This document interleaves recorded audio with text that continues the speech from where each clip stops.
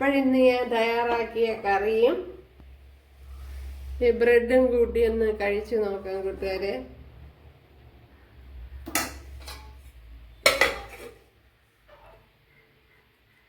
വളരെ എളുപ്പത്തിൽ തയ്യാറാക്കി എടുക്കാനും പറ്റും, നല്ല ടേസ്റ്റ് ആണ് ഉണ്ടല്ലേ.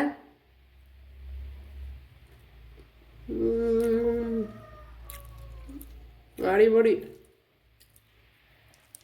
ഒരു രക്ഷയില്ല. വളരെ ഹെൽത്തി ആയിട്ടുള്ള രീതിയിലാണ് ചെയ്തിരിക്കുന്നത്.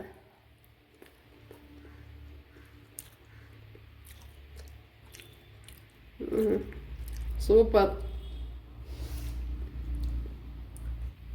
എപ്പോഴും വീഡിയോയിലേക്ക് പോവാം.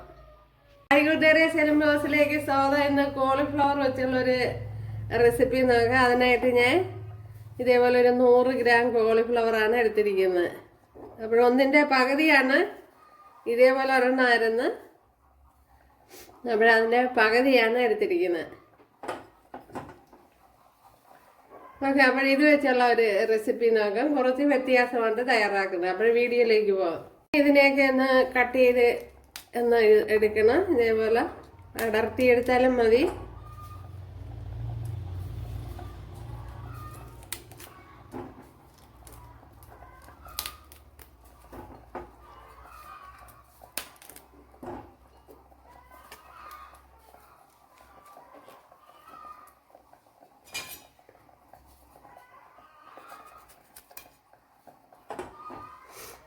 ഓക്കെ, അപ്പോഴിതിനെ ഒന്ന് കുറച്ചുകൂടെ ഒന്ന് ചെറുതാക്കി എടുക്കാം. ഇതൊന്ന് കഴുകിയെടുക്കാം. ഇതിലേക്ക് കുറച്ച് മഞ്ഞൾപ്പൊടിയും കുറച്ച് ഉപ്പും കൂടി ഇട്ട് കൊടുത്തൊന്ന് വേവിച്ചെടുക്കാം. വേകുവാൻ ആവശ്യമായ വെള്ളം ചേർത്ത് കൊടുക്കണം. പിന്നെ നമ്മുടെ കോളിഫ്ലവർ ഇവിടെ തിളപ്പിച്ചെടുത്തിട്ടുണ്ട്. ഇതിലേക്ക് കുറച്ച് ഓയിൽ ചേർത്ത് കൊടുക്കാം. ഇതിലേക്ക് ഒരു 10 കുഞ്ഞുള്ളി, ഒരു പച്ചമുളക്, അതേപോലെ ചെറിയ പീസ് ഇഞ്ചി, ഒരു 10 അല്ലി വെളുത്തുള്ളി, ചെറിയൊരു പീസ് പട്ട, ഒരു 2 തക്കോല, ഒരു 3 ഗ്രാമ്പു, 3 ഏലയ്ക്ക, 1 ടീസ്പൂൺ പെരുംജീരകം. അത് കഴിഞ്ഞ് ഒരു 7-8 കാഷ്യൂനട്ട്, 7-8 ബദാമും കൂടെ ചേർത്ത് കൊടുക്കാം.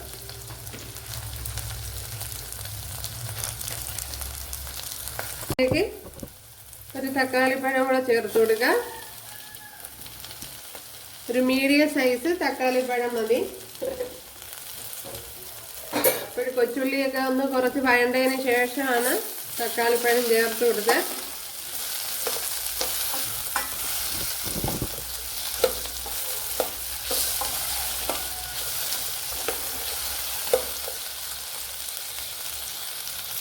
അപ്പോൾ ഇവിടെ വഴണ്ട് വന്നിട്ടുണ്ട്. ഇതിലേക്ക്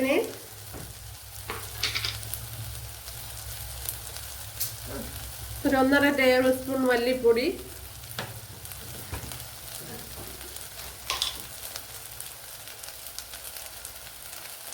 ഒരു ടീസ്പൂൺ എരിവില്ലാത്ത മുളക് പൊടി, അതായത് കാശ്മീരി മുളക് പൊടി.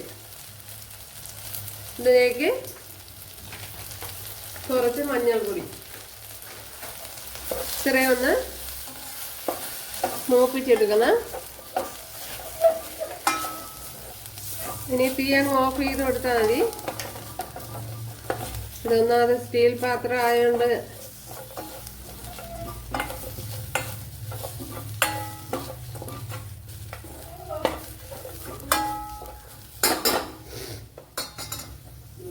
ഇവിടെ ഞാൻ അരച്ചെടുത്ത് അരപ്പ് കൂടെ ചേർത്ത് കൊടുത്തിട്ടുണ്ട് ഉണ്ടല്ലോ. അതിൽ കുറച്ച് വെള്ളം കൂടി ചേർത്ത് കൊടുക്കാം. ആവശ്യത്തിനുള്ള ഉപ്പ് കൂടി ചേർത്ത് കൊടുക്കാം. കുറച്ച് കറി ലീവ്സ് കൂടി ചേർത്ത് കൊടുക്കുക.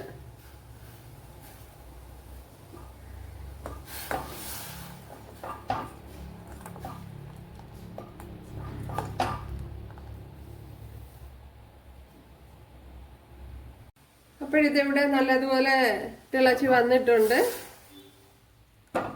ഇതിലേക്ക് നമ്മൾ വേവിച്ച് വെച്ച കോളിഫ്ലവർ, അതേപോലെ തന്നെ കുറച്ച് ഗ്രീൻ പീസും കൂടെ എടുത്തിട്ടുണ്ട്, അതും കൂടെ ചേർത്ത് കൊടുക്കാം.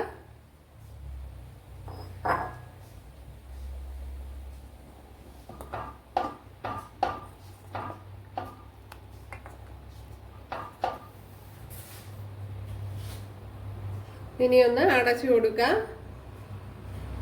അപ്പോഴും നമ്മുടെ കറി ഇവിടെ റെഡി ആയിട്ടുണ്ട്. അപ്പോഴും ഞാൻ നല്ലതുപോലെ തിളപ്പിച്ച് എടുത്തിട്ടുണ്ട്. ഉണ്ടല്ലേ, ഓയിൽ കുറച്ചുകൂടെ തെളിഞ്ഞു വന്നത്. ഇത് പുട്ടിൻ്റെ കൂട്ടത്ത് ചപ്പാത്തിൻ്റെ കൂട്ടത്ത് പിന്നെ ചോറിൻ്റെ കൂട്ടത്ത് എന്തിൻ്റെ കൂട്ടത്തും കഴിക്കുക. ഒരു അടിപൊളി റെസിപ്പിയാണ്. അപ്പോൾ ഇനി ഞാൻ തീ ഓഫ് ചെയ്തിട്ടുണ്ട്. ഉണ്ടല്ലേ, ഞാൻ ഇതിപ്പം ചോറിൻ്റെ കൂട്ടത്ത് കഴിക്കാനാണ് തയ്യാറാക്കിയിരിക്കുന്നത്. അപ്പോൾ ഇതേപോലെ ചെയ്തിട്ടില്ലെങ്കിൽ ചെയ്ത് നോക്കാം. അപ്പോഴും ഞാൻ ഗ്രീൻ പീസ്, ഇത് ഫ്രോസൺ ഗ്രീൻ പീസാണ്, അല്ലാത്ത ഗ്രീൻ പീസ് അല്ല ഇട്ടിരിക്കുന്നത്. ഫ്രോസൺ ഗ്രീൻ പീസാണ് ഇട്ട് കൊടുത്തിരിക്കുന്നത്. അപ്പോഴല്ലാത്ത ഗ്രീൻ പീസ് ആണെങ്കിൽ ഓവർ നൈറ്റ് വെള്ളത്തിലിട്ട് കുതിർത്ത് എടുത്തിട്ട് ഉപയോഗിക്കാവും. അല്ലെങ്കിൽ ഉപയോഗിച്ച് കുതിർത്തെടുത്തിട്ട് കുക്കറിൽ അടിച്ചെടുക്കണം. അല്ലെങ്കിൽ വെന്ത് കിട്ടില്ല. കുക്കറിൽ ഒരു 2 വിസിലോ വല്ലതും കൊടുത്തെടുക്കണം.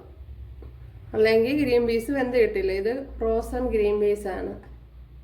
അത് ഇതേപോലത്തെ ഫ്രോസൺ ഗ്രീൻ പീസാണ്. എന്തല്ല, ഞാൻ അത് അപ്പോഴേ പറയാൻ വിട്ടുപോയതാണ്. ഓക്കെ, അപ്പോഴേ കണ്ടല്ല, നമ്മളെ അടിപൊളി കറിയാണത്. അപ്പോഴിനി ഇതിന് ചെറിയ രീതിയിലൊന്ന് കടുക് താളിപ്പ് കൊടുക്കണം.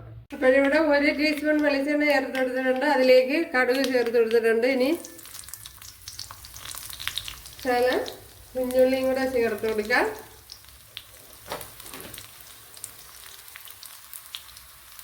അപ്പോഴും നമ്മുടെ കോളിഫ്ലവർ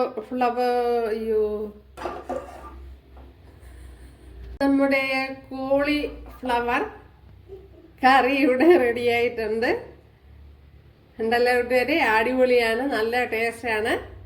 അപ്പോൾ എല്ലാവരും ചെയ്ത് നോക്കുക. ഇഷ്ടമായാൽ സബ്സ്ക്രൈബ് ചെയ്ത് സപ്പോർട്ട് ചെയ്യുക. അടുത്തൊരു വീഡിയോ ആയിട്ട് കാണാമെന്ന് പറഞ്ഞുകൊണ്ട് എല്ലാവർക്കും താങ്ക്സ്.